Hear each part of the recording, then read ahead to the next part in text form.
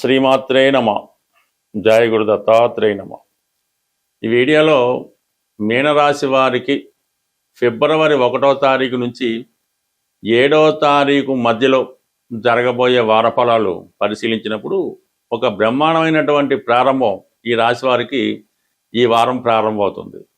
4 గ్రహాలు 11వ స్థానంలో సంచరిస్తున్నప్పుడు జాతకుడికి వివిధ మార్గాల ద్వారా సహాయ సహకారాలు, ఆదాయ వనరులు పెరగడం, అలాగే మంచి స్నేహితులు, మంచి ప్రోత్సాహం కూడా లభిస్తూ ఉంటుంది. అయితే ఇవన్నీ ఉపయోగించుకోవాలంటే జాతకుడు ముందుగా తనను తాను సంస్కరించుకోవాల్సి ఉంటుంది. రాశి యందు శనిగ్రహ సంచారం వల్ల జాతకుడికి ఒక గొప్ప అవకాశం అనేది రావడం జరుగుతూ ఉంటుంది. అంటే బాగా కష్టపడి ఒక డిసిప్లిన్తో ఎంత కష్టపడతారో అంత మాత్రమే ప్రతిఫలం వచ్చే విధంగా తనను తాను మార్చుకోవాల్సి ఉంటుంది. ఎక్కువగా ప్రతి పని తనను తాను సొంతంగా చేసుకోవడం వల్ల, అలాగే క్రమశిక్షణతో వ్యవహరించడం వల్ల, సూర్యోదయానికి ముందే మేల్కొని చిన్న చిన్న బలహీనతలు, చిన్న చిన్న అలవాట్లు ఉంటే అవి కంప్లీట్గా తగ్గించుకోవడం వల్ల నెమ్మదిగా మీకు ఈ సహాయ సహకారాలు ప్రస్తుతం చతుర్థంలో ఉన్నటువంటి గురువు అయితేనేమి, 11వ స్థానంలో ఉన్నటువంటి రవి, కుజ, బుధ, శుక్రులు అయితేనే చాలా వరకు సహకరిస్తారు. అయితే ప్రస్తుతం జరుగుతున్నటువంటి పరిస్థితులు అంటే మీ యొక్క పోస్ట్ పోన్ మెంటాలిటీ, ఏ పని చేయలేకపోవడం, వచ్చిన అవకాశాన్ని వదులుకోవడం, ఏదైనా అవకాశం ఇస్తే వాళ్ళని విమర్శించడం, కొన్ని అశ్రద్ధ, కొంతవరకు రెక్లెస్, ఇవన్నీ మీ యొక్క బంధువర్గాన్ని దూరం చేస్తున్నాయి. మీలో కూడా ఉన్నటువంటి గతంలో ఉన్నటువంటి మీకు ప్రస్తుతం నడుస్తున్నటువంటి పరిస్థితికి చాలా డిఫరెంట్ రావడం వల్ల మిమ్మల్ని చూసిన వాళ్ళు ఈ విధంగా ఆశ్చర్యపోవడం జరుగుతుంది. అయితే ఆల్రెడీ క్రమశిక్షణతో మెదులుతూ దైవ మార్గంలో నడుస్తూ ఎటువంటి బలహీనత లేకుండా ఉన్న వాళ్ళకి ఇది వర్తించదు.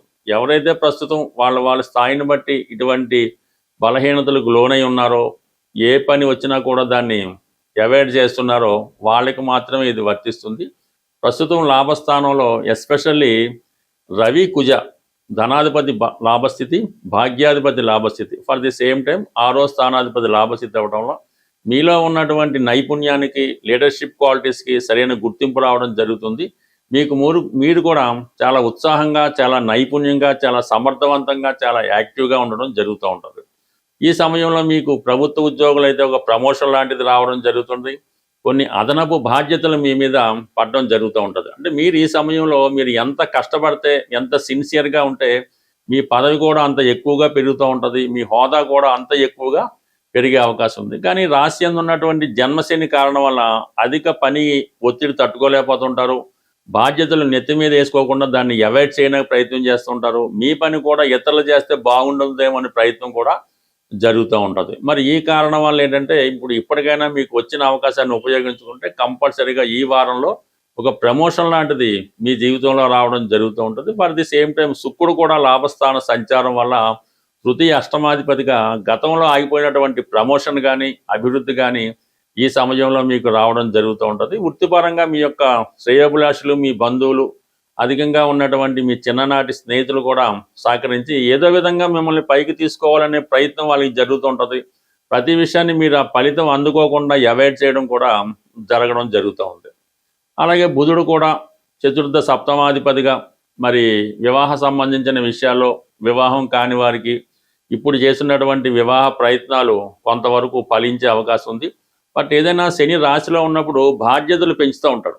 బాధ్యతలు పెంచడం అంటే కొత్తగా ఉద్యోగం వస్తుంది, లేదంటే కొత్తగా పెళ్ళి అవుతుంది, లేదంటే సంతానం కలుగుతారు, లేదంటే ఒక స్థిరాస్తి కొని చేయడం జరుగుతూ ఉంటుంది. అంటే ఇప్పుడు ఈ శని భగవాన్ ఏం చేస్తుంటాడు, బాధ్యతల నుంచి తప్పుకునే విధంగా చేస్తుంటాడు. ఏదో ఉద్యోగం వచ్చింది, ఉదయం 6 గంటలకి లెగాల, డ్యూటీకి వెళ్ళాలా, రాత్రి 6 అవుతుంది, ఇవన్నీ ఎవడు చేస్తాడు అని వచ్చిన ఉద్యోగాన్ని వదులుకోవడం, ఈ పెళ్ళి అంటే మళ్ళీ లేనిపోని చికాకులు, ఇవన్నీ ఎందుకని వచ్చిన సంబంధాన్ని పోగొట్టుకోవడం, ఈ విధంగా మిమ్మల్ని శని నిరాశ కల్పిస్తూ ఉంటాడు. దాన్ని మీరు పాజిటివ్గా మార్చుకుంటే ఎంత కష్టమైన ఉద్యోగం అయినా స్వీకరిస్తారు, ఎంత తక్కువ వేతనైనా, ఎంత పని ఎక్కువైనా దాన్ని యాక్టివ్గా చేయడం జరుగుతూ ఉంటుంది. బట్ ఏదైనా ఇప్పుడు అభివృద్ధి అనేది మీ చేతుల్లోనే నడుస్తుంది.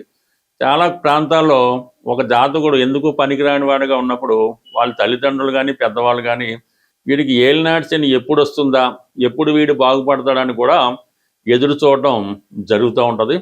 అందువల్ల ఏంటంటే శని ఎప్పుడు బాధ్యతల్ని పెంచుతాడే తప్ప బలహీనత చేయడు. కాబట్టి ఏదో విధంగా ఎప్పటికైనా మరి ఇంకా మంచి మార్గంలో రానివారు ఇప్పుడు ఉన్నటువంటి ఈ అవకాశాన్ని మీరు ఉపయోగించుకోవాలంటే కంప్లీట్గా మిమ్మల్ని మీరు సంస్కరించుకొని చాలా వరకు మీ యొక్క పాత పద్ధతులన్నీ విడిచిపెట్టి కొత్తగా మీరు తయారవుతే వచ్చిన ఫలితాలు మీకు రావడం జరుగుతుంది. తొందరగానే మిమ్మల్ని మీరు రుజువు చేసుకుని ఒక ఉత్తమ వ్యక్తిగా తీర్చిదిద్దడం జరుగుతుంది.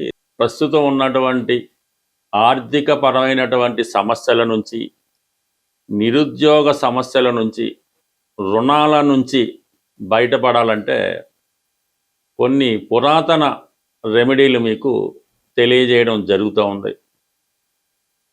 అందులో ప్రధానంగా మీరు తీసుకున్నటువంటి ఆహారంలో అంటే భోజనం, టిఫిను, లేదంటే ఇంకా పలహారం, వీటిలో కొంత భాగాన్ని మీరు మూగజీవులకి పెట్టవలసి ఉంటుంది. అయితే ఇక్కడ మనకు అన్ని సదుపాయాలు కలిగి ఉండి మీరు సంతృప్తిగా భోంచేసి ఆ మిగిలిన దాన్నో వేరొక దాన్నో మూగజీవులకి పెట్టడం అన్నది ఇక్కడ వర్తించదు అన్నమాట. అంటే మీరు ఏదో ఒక రోజంతా ఒక కేజీ సంబంధించినటువంటి ఆహార పదార్థాలు తీసుకుంటారనుకుంటాం. అప్పుడు మీరు ఒక 800 గ్రాములతోనే సరిపెట్టుకొని మిగతా 200 గ్రాములు అది మూగజీవులకో వేరెవరికో ఇవ్వడం వల్ల ఆ ఫలితం మీకు వస్తుంది తప్ప మీ సంతృప్తిగా తింటూ ఆ మిగిలింది ఇవ్వడం వల్ల పెద్దగా ఉపయోగం ఉండదు. అంటే మన ఆహారంలో మనకి భగవంతుడు కేటాయించిన ఆహారంలో కొంత భాగాన్ని వాళ్ళకి కేటాయించడం, మనం కొంత ఆకలితోనో అసంతృప్తితో ఉండడం వల్ల ఆ ఫలితం మీకు రావడం జరుగుతూ ఉంటుంది. ఇది కామన్గా తెలుసుకోవాల్సిన విషయం. అలాగే ఏదన్నా ఈ సిటీలో అది మనం ఏదన్నా టెంపుల్కి వెళ్ళినప్పుడు దేనికి వెళ్ళినప్పుడు అక్కడ అంటే ఏదైనా దైవ సంబంధించిన కార్యక్రమాల్లో కానీ దేవాలయాల్లో కానీ మనకి ఎవరన్నా ఈ పెళ్ళికో వాళ్ళ యొక్క బర్త్డేకో ఆహ్వానించి భోజనం అది పెడతా ఉంటారు. ఆ సమయంలో అంటే ఇలాంటి వాటిలో మీరు వెళ్ళి అక్కడ భోజనం చేయవచ్చు. అంతేగాని ఎక్కడ పడితే అక్కడ బయట భోజనాలు పెడతా ఉంటారు.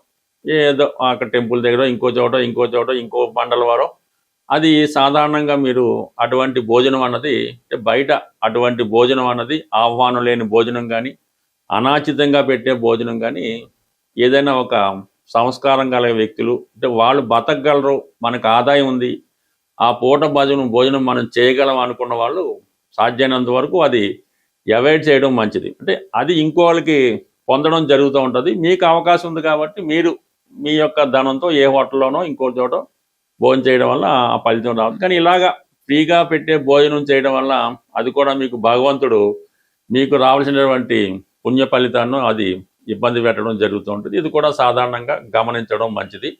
అయితే సాధారణంగా ఇది ఎక్కువగా ఈ గుజరాత్ ఉత్తరాది ప్రాంతాల్లో పాటిస్తూ ఉంటారు.